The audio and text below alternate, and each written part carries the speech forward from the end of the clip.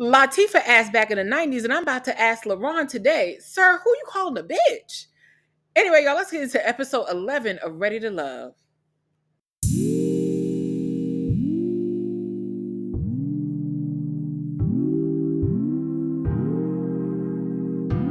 Hey, y'all, it's your girl Tammy, and we are back for episode 11. Child, it feels like we've been here forever of Ready to Love. So we're back in the ladies' lounge, and we're starting off from the last elimination, and they sent Will home, and we are now in the thick of it. Rashina eliminated herself last week. She said, I'm going to choose me because Chaz is ridiculous, as he is now slowly turning out to be. And the ladies are in the lounge, so now it's down to the final four, honey. And it's interesting, it's the final four because it's also March and it's the final four in college basketball. And much like this show, it's a ridiculous bracket situation that I do not understand. Anyway, the ladies are back in the lounge and they're having a chit chat with Tommy. Everybody's dressed in their floor, resting best, honey, and having a conversation with him about the fact that this next stage is really the close to the last stage because these women are going to have to introduce these men to their families. It's getting deep. We need to see if the people in your life that are related to you feel like this person is a person for you. And so he lets them know, like, hey, this is the time to get your introspection with the person that is the closest to you and that really connects. Patrice says she doesn't know how it's going to go because she already introduced Alonzo and I guess Will to her ex, and he was kind of close, and it could be a little bit weird, and her family is very protective of her. But she has two connections. Ma'am, you have one connection and a possible. And you're swinging onto that possible because you're a pick-me. We'll talk about that later in the episode, but Tommy lets them go on their way and lets them know that they got to meet Mama and them, of which he continues to sing a song on the way out the door. Mama and them, to the point that Maya goes, is that a real song? But he lets them know that it's important to see if they really, dig your family dynamic. Okay, so first up on the family dates are Mika and Justin, and Mika is meeting up with her daddy Bill, and Bill ain't played no games. So I'm straight up from the back. He really is not trying to have his daughter be with anybody that's just not serious about her. But Bill gets right into it. It honestly is hilarious because to me, Bill and Justin have some facial similarities. So I thought it was really interesting that they both kind of look like what maybe Justin would look like later on in life. So Bill sit down and his thing is like, look, I'm pretty much here for whoever you want, but I also want to make sure that this guy is serious. And I'm assuming because not only does he love his daughter, but he obviously has grandchildren that she has, and he's not trying to play about that. Justin comes in smooth as usual, and they get right down to the nitty gritty. And Bill's like, look, I'm here as long as you're here for the right reasons. And off the back, Justin kind of feeling like, okay, damn, he ain't playing about his kid as he should not. Okay, as my daddy would have not. God rest his soul. We do not play them games. Literally about his business. So Justin gets down and having conversations. They start talking about how him and Mika are getting closer. And Bill automatically off the bat starts acting like, do you have any other women in your life? Are you seeing anybody else? Is there anybody else in the speed dial? What's the situation? Are you out here with multiple women or are you just out here with my daughter in this process? And Justin lets him know, like, no, I don't have, like this like harem or whatever. And he's like, okay, cool. Cause he said like a lot of pretty boys. And I feel like in that moment, so I kept calling Justin a pretty boy. I genuinely feel like Bill, and this is something that happens with a lot of men, might have been a Justin back in the day. I could see where it would be their little facial hair size. They really do look similar. Just like a more chocolatey version. And I feel like a lot of men could smell BS, or sometimes they know how some guys could move. And that's why it's really important if you have a significant other in your life, especially if I really don't care what age you are, to be honest. If your daddy's still alive and you have a good relationship, you absolutely could always take that man around you. And man, I mean, literally, my dad's the type that he would play chess with my dates just because he wanted to, sit for hours and play with them. He just wanted to see like what your strategies are, your mindset, how you think. And he would talk for hours with them over things. So it's a real good way to size somebody up. And Bill's asking thoughtful questions without doing too much talking or like trying to stump him. And so he's giving Justin a chance to answer. Justin lets him know, like, I'm really serious about your daughter. I genuinely like her. And he asked him like, hey, how long have you been in a relationship? Because something that Mika's been concerned about is Justin hasn't been in a relationship in a while. I think it's been 3 years since his last serious relationship. And so her concern is, will he be able to convert over from being single for so long and being on his own for so long to being with someone? And she doesn't want him to feel like she's clingy, but she also needs him to realize, like, hey, if we're getting serious about dating, you have to be present. And it can't always just be this separation energy. And so Bill asked him about that. And he says, we're getting to know each other. And as we get to know each other more, I think we'll build a closer relationship. I'll know more about your daughter's needs and who she is. We find out that Bill loves to fish. And Justin says, hey, maybe one day we could go fishing. He said, we'll see. And he says, you ain't got to worry about the kids. And he's talking about his grandchildren, because they good. Like, he's like, my daughter's good. My grandkids are good. We solid over here. So make sure you solid over there and you're not playing with her heart. Bill definitely gives me shotgun energy. What I mean by that is the type of daddy that don't play. Like, he like you when you with his daughter and everything is good, but play around with her heart if you want to. I would be on the porch saying you need to leave. And everything about that was like a very heartwarming moment between her and her dad, where it's clear that he doesn't play about her and he wants the best for her. But I also think in this moment, Justin rose to the occasion and said, look, I'm here for a solid reason. I'm aware of what she comes with as far as her children. And I'm absolutely trying to guide the relationship in a positive way. So I like their interaction. So, next up we got Vanessa and her sister, and they're meeting Mr. Chaz, honey. When I tell you, sometimes you just be in a situation where you see the BS coming and you like, it's whatever it's going to be. This was that exact moment. When I tell you, the way that Chaz continues to show up so disappointingly in this moment is beyond me. So they meet up. Vanessa's sister actually flew in from out of town, honey. So she literally made a special trip for her sister just to meet this ridiculous energy of a man.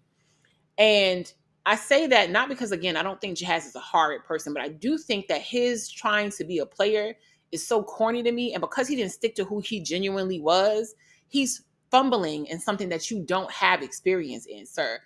I really do hate seeing people come into their coolness later in life, or for the first time being addressed with multiple women in their face and they don't know how to interact. You're a man of over 40 plus, sir. Why are you interacting this way with grown women in this process? Vanessa has not tied him down, but it is clear that she wants to have clarity, much like Rashina, about what it is. So Chaz ends up meeting down with her sister. Her sister asked, she obviously listened to Vanessa when they talked. And, she starts talking to him about his communication style and how he is. The sister is very open and warm to, what Chaz has to say about how he feels about Vanessa and making her feel special. She does ask about how he makes Vanessa feel special. He tries to emphasize that there's a clarity that Vanessa has a little bit more of room in his heart than some of the other connections. Her sister then goes on to ask, well, how many other connections have you had? And he goes, 10 out of the 11. And Vanessa goes, there's only been 10. And production goes to a side scene that they shot with him where they go, you couldn't have had 10 out of 11 because we've only had 10 women here. There was no 11. So it just goes to the ridiculousness of how Chad took this process. And again, I want to believe that there's still a lot of good in him and he's being a bit naive, but genuinely, nobody asked you to date every woman, Chaz. Part of these dates and these subsequent group dates and these group events was for you to be eliminating people as you go. So you didn't have to interact with every single woman off the bat. There were people who just weren't going to be your speed. Having a conversation with some folks, I'm not even here for that.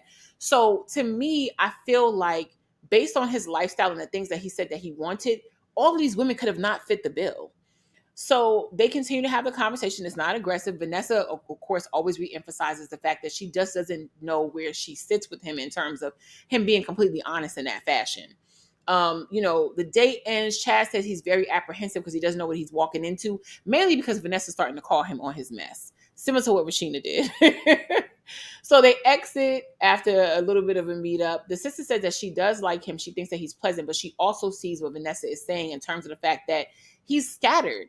And his scatteredness is coming out of his behavior and it's unattractive. Whether or not he's mature in a lot of other ways, mentally, he doesn't know how to do a process of elimination, which makes no sense because Chaz is an accountant. You work with numbers all the time, sir. Narrow it down. So on the other side of town, we got Patrice in a hoodie meeting her family with Alonzo. And Patrice is meeting up with her mom and her brother, and they are having a conversation with Alonzo about, the connection that him and Patrice have and how it's fun and it's a good time.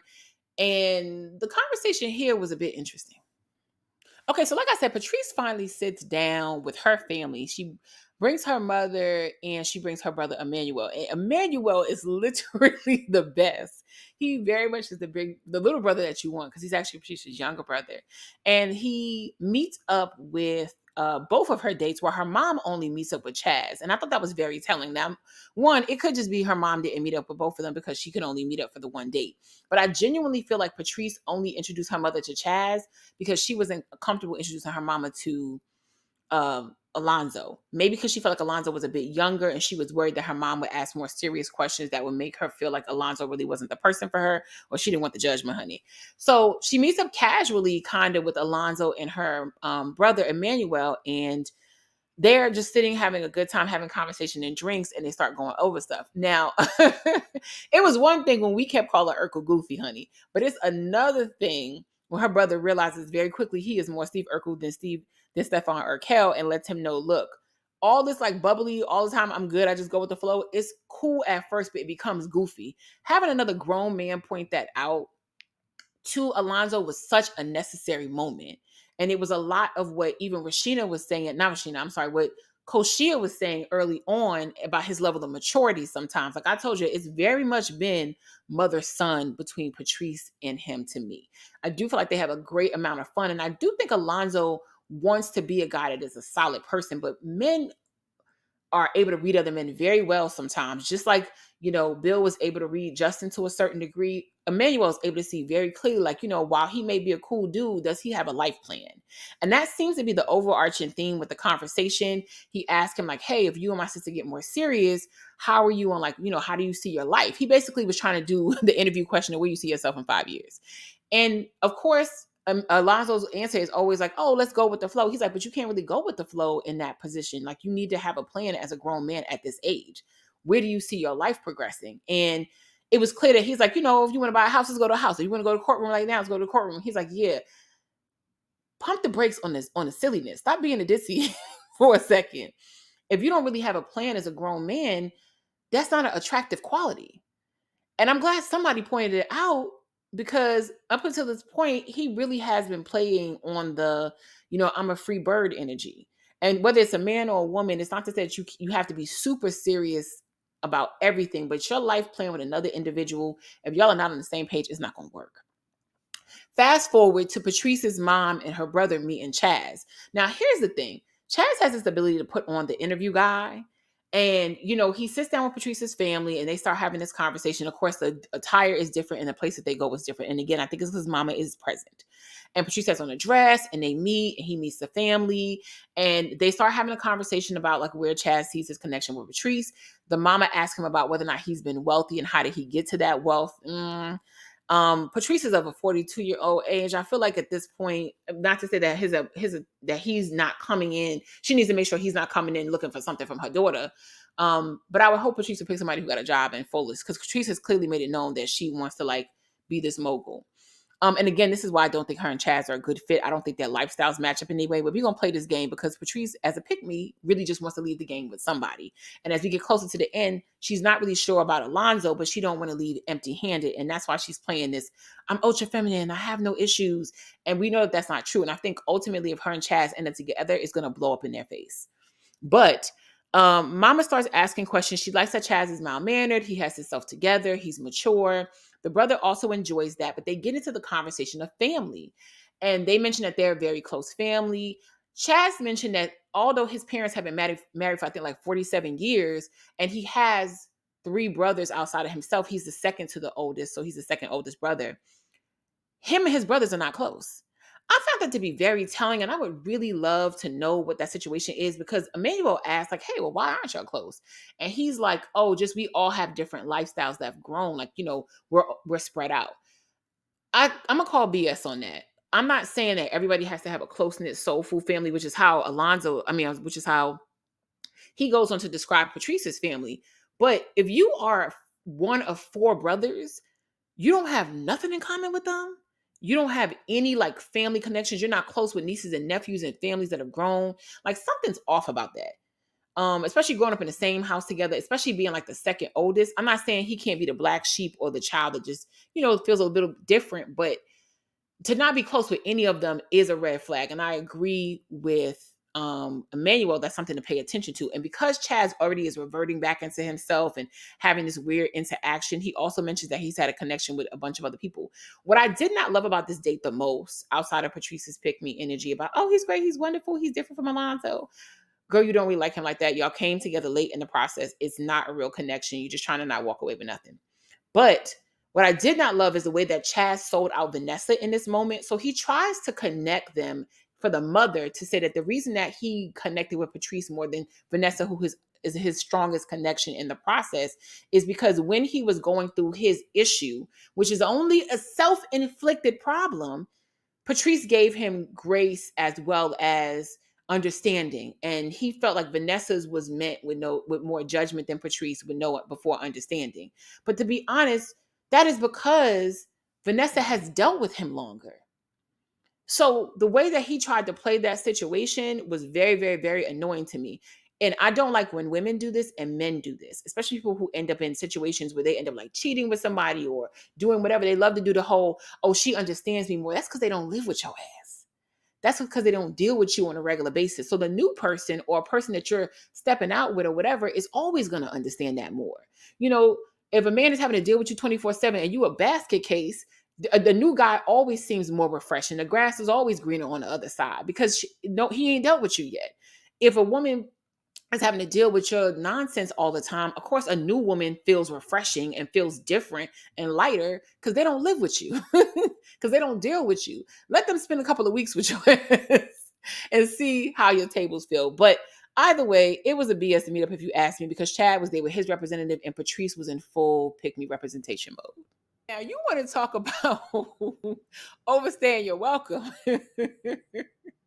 Let's discuss Laron and Mya. So Laron and Mya are supposed to be meeting up, and Maya's supposed to have Laron meet her mama. But of course, Maya's mom is not available. And let's be honest, we probably know Mya really called her mom and said, Mama, you don't need to show up. It's not going to last. And the reason that Mya is happy in a way that her mom is not showing them, because her mom like, look, I got stuff to do. That lady wasn't planning on showing up to begin with, y'all. Let's stop pretending. But Maya's meeting up with LaRon, and they're having a conversation about an incident that actually has occurred with them. So, you know, despite, I guess, what Radio Love says that they don't want people to do, they decide to still hang out outside of the process. And, you know, both her and LaRon are single, so they decide to be at the club. When they were at the club, LaRon, she said, got jealous about the fact that she saw a friend at the club, a guy that she knew, and I guess they got to talking, and he was not comfortable with the situation. Much like with him and Koshia, when he was upset that Koshia, who was in the process and has spent a lot of time talking with him and connected with him, still had to make a little bit of her rounds with a few of the guys to just say hi and connect. And that's what the conversation was about. LaRon obviously has an issue with jealousy and possessiveness that he is not willing to address and had not addressed before this show. Also, maybe a little bit with alcohol intake. I do not think he's an alcoholic. However, I do think that it enhances the jealousy already that he has. And I kind of want to talk about the fact that I feel like a lot of times with people in relationships, and specifically, I think with men on the angle of the guy who wants the trophy wife, who wants the Beyonce, who wants the baddie as a wife or a girlfriend, a lot of guys are not equipped to handle everything that comes along with that. And they're not honest about that. And I think oftentimes that's where you see the struggle. Because if you notice a lot of times, and I'm not even saying, I think just this from a personal, like from a perspective of saying like, hey, this is something that, you know, is a general feeling. You see many celebrity women talk about this. How like a lot of them will be like, oh, how is so-and-so single for so long or whatever? Because when the reality of being with that person is a thing, and they realize like, oh, men are still going to hit on her. They don't care if she's in a relationship. They're going to, you know, be very forward. Even if she's blocking off those advances, she's going to always be the person that's introducing you and you not being the introducing party. A lot of people want to be in that power couple until they know what it takes. And they want to be in that relationship with that popular girl or that attractive woman, with the woman that, you know, sways every man's eyes, until they realize like it's a lot that goes with that. If you're not really, really secure in who you are, it's going to become a problem every time. And I feel like that's something that LaRon obviously struggles with. He wants the aesthetic of the, you know, he clearly wants Portia Jr., but he's not ready to handle all the stuff that comes with that. And that insecurity is going to show up in a lot of ways that's not healthy. And for them, it seemed to be orchestrated that night by her and LaRon getting into it. So she says that, he got upset with her and they started arguing, and then he was even cussing and he called out her name. Now that is already elimination quality behavior. So the fact that Mya even sat through this long conversation with him about it was unnecessary. And I do get what she was saying about the East Coast thing. And we can get into that for a minute as well. I understood where LaRon was coming from. I do not think he's Ike Turner. I do not think like he's a super abusive guy. But I do understand what he means about, hey, being from the East Coast, especially people who are from like New York, Jersey, Philly. And as a person from the East Coast, I understand where he's coming from in terms of like, sometimes people from the East Coast are very expressive, very expressive with our hands. Sometimes our tone sounds a bit more aggressive, or can. We know how to code switch like anybody else and all of those different things, but we can sound a bit more aggressive than the average person from another area. Not necessarily angry, but just how your tone and how you grew up and who you're around. It doesn't mean that you're abusive or always angry with people. And not everybody communicates that in all aspects of their relationship. Myself and my significant other, we are both from the East Coast, and I don't speak to him in a crazy tone, and he doesn't talk to me like that either. But we don't also have, I think, heavy accents from our area, though I think mine comes out occasionally. But when I went to college in the South, and many people didn't even know where I was from because they're like, oh, you don't sound like you're from this area. So, and he got the same thing. And when you're in a professional environment, you don't speak a certain way. But I absolutely understand where LaRon was coming from. And I understood what Mya was coming from on the aggressiveness and the tone. But I also feel like I understand her having personal trauma with this issue and not being okay with it. And the boundary is going to always be your tone, your delivery with me. A boundary is going to always be jealousy issues because they can go worse. I don't think in LaRon's case he's at that level, but I do think that he's just at a problematic level that's going to be stressful. And Mya is simply not interested in that. He doesn't really even spend that much time apologizing to her in this moment. And that was also a no-go for me. So they kind of sync it up with Mya still on the fence about him in a lot of ways, and more so about kicking him over the fence, but she seems to be willing to give him another chance. LaRon gives a half-ass apology and we move on. Okay, but can we have a little sidebar real quick? So I want to get a little bit into this discussion more because I know, we're just talking about LaRon and Mya and this whole like, territorial energy. Now it's interesting because there's a clip going around of Mya and LaRon meeting up that's not on the show this week about him telling her that he was territorial, that he can be possessive, and her seeing those signs early on but still engaging him anyway. So I really don't know what that situation is about. But anyway, I want to get more into the discussion about something LaRon brought up, which I do think is important, not necessarily just to their situation, but I thought it was interesting that this dynamic happens where people sort of ignore red flags, but then also it's about how you engage with certain things. So LaRon goes on to explain to Mya that, I guess she asked him the same question about being territorial. And he essentially says that, like, he can be a little jealous, he can be a bit territorial, but that, if he sees something happening, like let's say they're in a club, they're having a good time, he will try to see how his woman handles certain things before. But men will try you, and ultimately, like if he feels like it's not going a certain way, that's when he'll kind of get involved. But I feel like with LaRon, there's obviously this piece missing where then you also go on to blame the other party. And y'all let me know how y'all feel about this in the comments. I kind of the reason why I'm saying that because I want to hear y'all thoughts. But I feel like this is something that could be improved in relationship, especially nowadays on the dating scene with a lot of folks where there's this feeling of like learning how to engage when you're either trying to pursue a serious situation or you're in a serious situation or already in like a marriage or something where people are not learning how to deal with the opposite sex appropriately, right? So there's this narrative that, hey, you can't have male, female friends. I don't allow my significant other to have female friends. I don't allow my male friends, or we got to all know each other.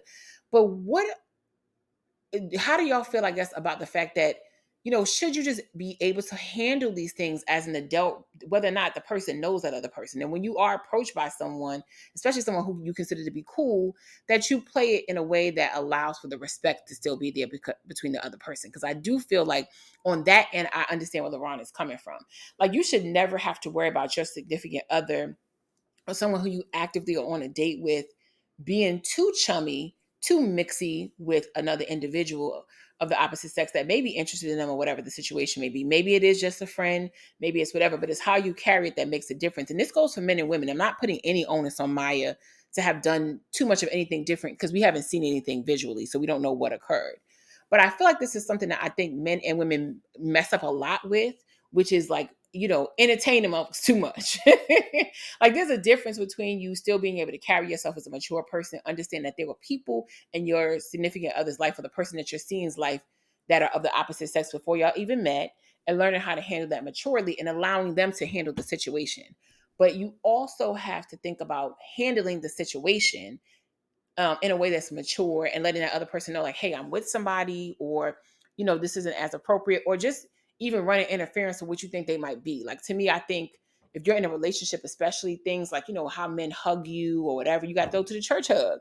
Once you kind of in a relationship, and most men do adjust that way, but there's some who will try it if you let them. And I see where some women don't always cap that behavior, maybe because they always want to feel, wanted or something, and they don't always like not nip that in the bud. And I also see the opposite side of men who get too casual with women, or that they've been casual with even when they're in a relationship. So I just want to hear what your thoughts are on this. Let me know in the comments. I definitely just feel like men and women could both be better at how they handle engaging the opposite sex once you're in a relationship, even when you're dating someone. If it's going to be a serious thing, how do you personally practice that engagement and make sure that you're not disrespecting the situation? Okay, so in the midst of everything, and after we ended out with LaRon and Maya and their conversation on just LaRon's aggressiveness, we kind of float over to Mika and Justin meeting up again, so that they can just reconnect after him meeting her dad, and get some other things out that her dad brought up and that she wants to clarify with the relationship. Mika's main concern again is that Justin is actually ready for a relationship. He's been single for a long time. Obviously, she has children. She doesn't have too many young kids. She has one child that I think is 18 already, but she does have a younger child, I think that's like 6. So her thing is just like, are you really ready to be in this relationship and get into relationship mode and dating mode because you've been single for so long? I'm not always sure that Justin has been out on massive dates. So I don't know that the singleness meant that he was just out here in these streets versus like, hey, I date occasionally here and there. So they meet up. It's clear that they still have a really good connection. Honestly, I have to say that they're one of my favorite connections that got together so far, and it seems to be genuine. But you got to be careful with Ready Love, honey, because they put us through the BS wheel every single time. These couples will make it to the end that we genuinely like and feel like have a good go at it, and come to reunion, they completely hate each other. So Justin and Mika sit down. They're having a good time. Of course, having this little cutesy moments with their drinks and sharing drinks and stuff like that. They talk about her meeting Bill, and he, likes Bill and says, like, based on the vibe that he has from her dad, he completely understands where he's coming from. And he could even see them going fishing one day. And then Maya talks to him. I mean, not Maya. Mika talks to him about how, her dad did like him. But for her, again, it's still a matter of, are you really ready to be in a serious relationship? Now, when she's kind of focusing on this, I get where she was coming from, because she's not trying to like keep saying, hey, you want a relationship, you want in a relationship. She's more so trying to say, hey, are you seriously ready for being a person that didn't have to have somebody in your space to now having somebody in your space? Because when it turns on for real, we're going to be talking more frequently and regular. That was an issue for Venetia in Make a Move, where the guy just wasn't communicating. When they would go on dates, everything would be great, but then he wouldn't communicate offline. And so Mika's thing is like, hey, it's going to get to a point where we're dating, we're going out, we're doing things together. And I'm also going to be, we're going to be texting, we're going to be talking. I don't want to go a whole day and you don't even, choose to acknowledge me or anything like that because of whatever. And if you know what she means in a relationship, it's not being clingy, but it's just that, you pretty much think about your person every day on some level. When you're in a marriage, when you're in a relationship, even more so when you're in a marriage, but you think about your person every single day. So it's expected that you would hear from them throughout the day. Y'all going to have some type of connection, some type of, vibe, and you need to make sure that that's maintained on a regular basis. And she wants to make sure that Justin is the kind of guy that is ready for that, because he's been able to sort of just move how he wants to move because he's not in a relationship. She said, I don't want you to feel like I'm clingy, and I don't want you to not feel like you can't communicate with me, but I need to be communicated with. Justin says he completely understands. He says that, he thinks taking it slow is the best way for them to go, so he can build up to that, because you don't want this, flash in the pan, like, let's go super fast, speed, and then it messes up really fast and you crash because you're trying to do too much at once. They seem to be on the same page. They get a cute little hug going on, and we love to see it. But, we're going to reserve our energy to the end with them, because ultimately that's a lot of what happens in these shows. And then we find out later on they hate each other in real life. How the more you see somebody face in their clown behavior, the more they face annoys you. That's how I'm starting to feel about Chad, y'all. Y'all let me know down in the comments. his ridiculousness has made me feel less attracted. I don't know that he was really attractive to me like that, but I think his personality was attractive. And the fact that he felt like the most mature one, if you go back to my other reviews, if it's like the first or second review, Chaz really, especially at the house when he talked Laron down off the ledge about Koshia and the way he communicated, you would think that he would be key on communication, but he really lacks an ability to work through things in a mature fashion. Like he knows how to articulate himself, but it's clear that if he's overwhelmed, which again is self-inflicted, he doesn't know how to articulate that. And I think that that was Rashina's frustration and ultimately Vanessa's. But they sit down and have a chit chat. And I guess Chaz makes it feel like he's getting more clarity with Vanessa.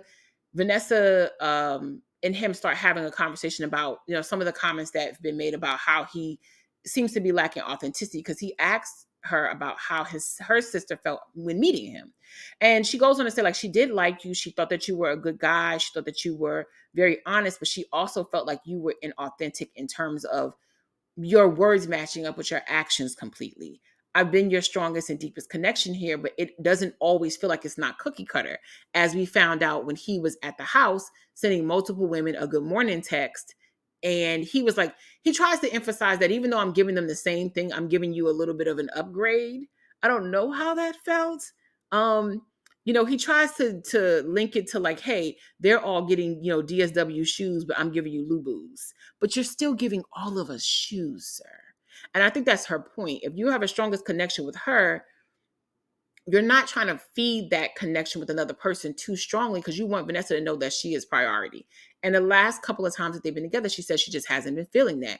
He tries to give another like, hey, I'm getting them flowers, but your flowers are like 24 karat gold. Like, it's just going to be different. You get the largest bouquet out the group. I don't know why Chaz did not listen to the words coming out of his mouth and realize that they sounded ridiculous.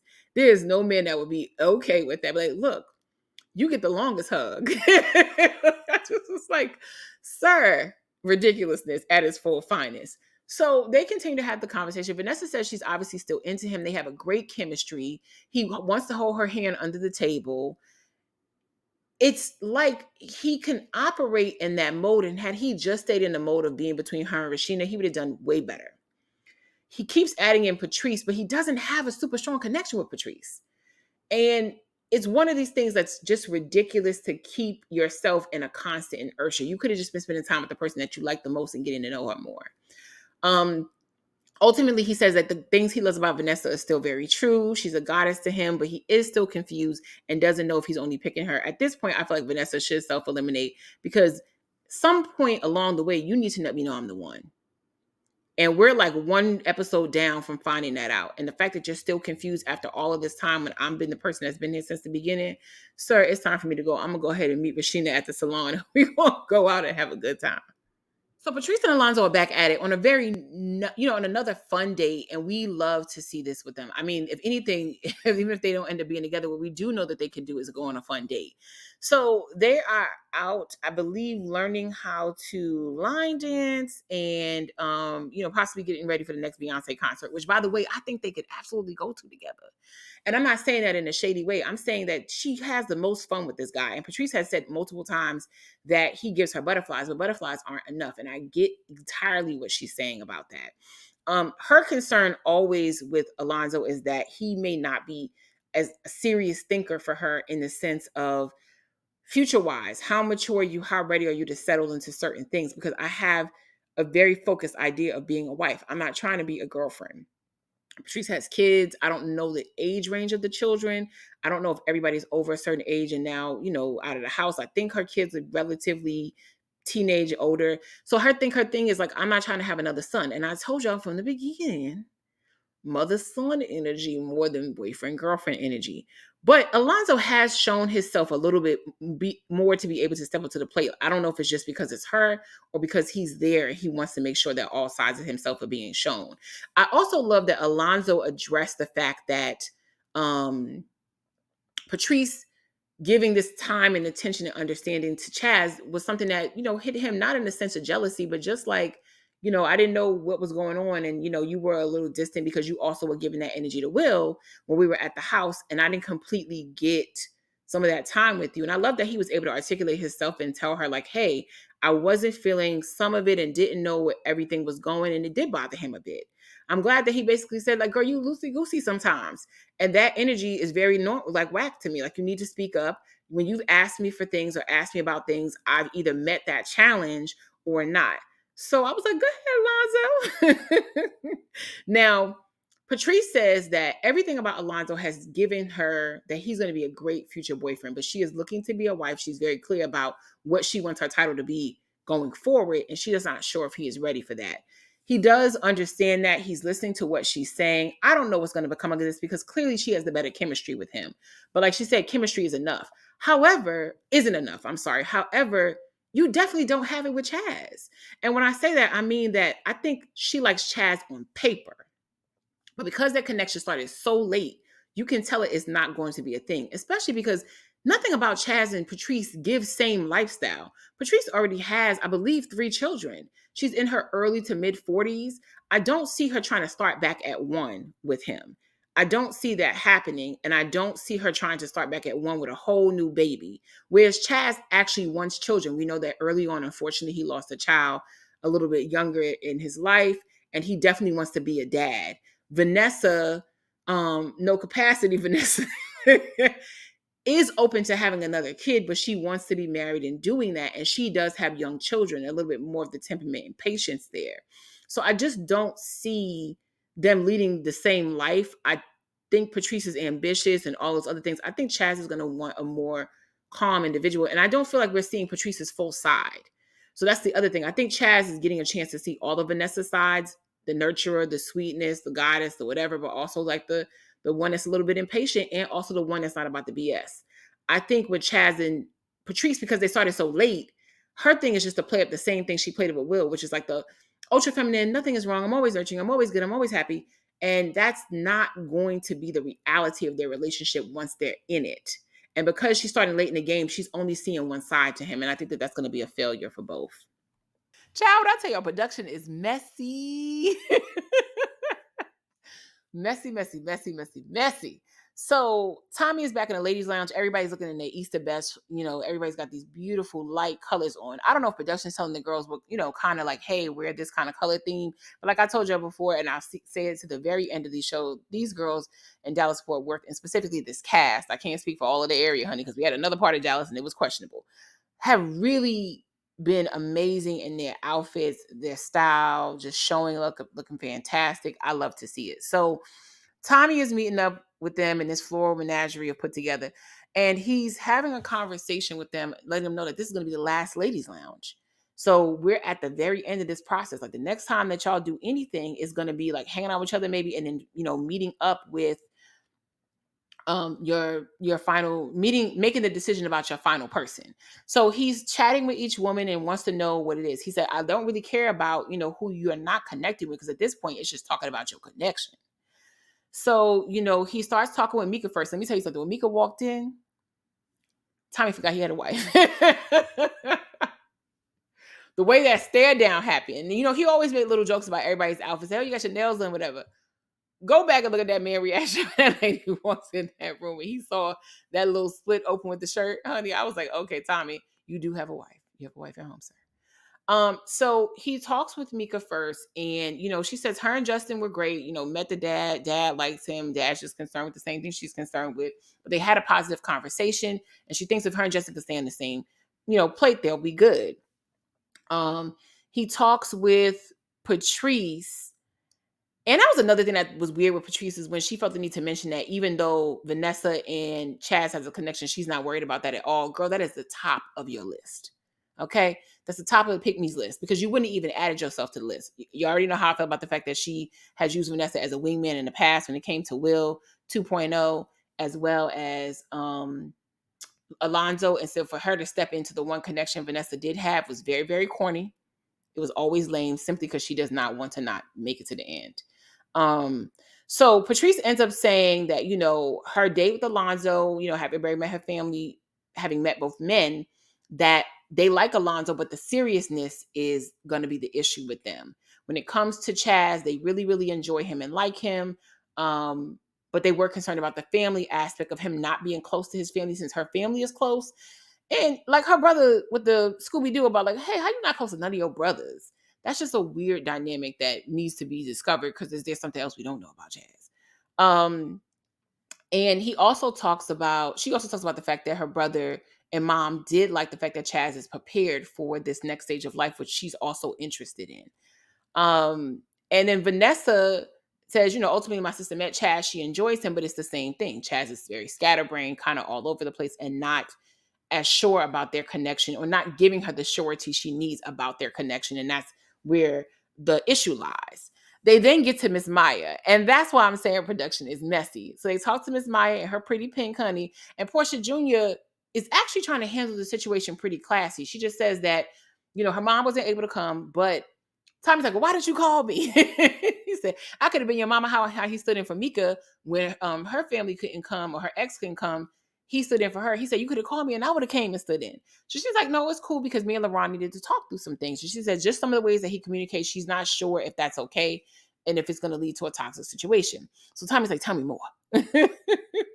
And we know at this point, Tommy is trying to get down to the nitty gritty. So she goes, we went out, outside of the show and it was his own thing. But she said, some of the ways that he communicates, I have boundaries on how I will allow people to communicate with me and how I expect to be communicated with in a relationship. He's like, tell me more. I need details. So essentially, Tommy says that she then gets down to the nitty gritty and basically says that, hey, when they were out at the club, a little bit of drinking, a little bit of argument, men walking up to her. And she's like, he doesn't feel like the type that will be able to handle that. And that jealousy is not attractive to her. And Tommy says he understands. And, they all have a lot of decisions to make. He ultimately lets them know that this next time they will be meeting family again. And this is the final board. So after this, there's no more elimination rounds. There's no more whatever. You either pick your person, you pick yourself, or you go home. I can't wait for this reunion because there's so much messiness to get into. Obviously, Laron needs to not get chosen, and Maya's probably going to choose herself. I don't know. Chaz may not show up. And I think Mika and Justin will be fine, but we'll see how they're doing the reunion. Y'all let me know how y'all feel about this episode. Do you think that any of these people are ready to love? And I'll see you on the next one. Bye. Don't forget to like the video.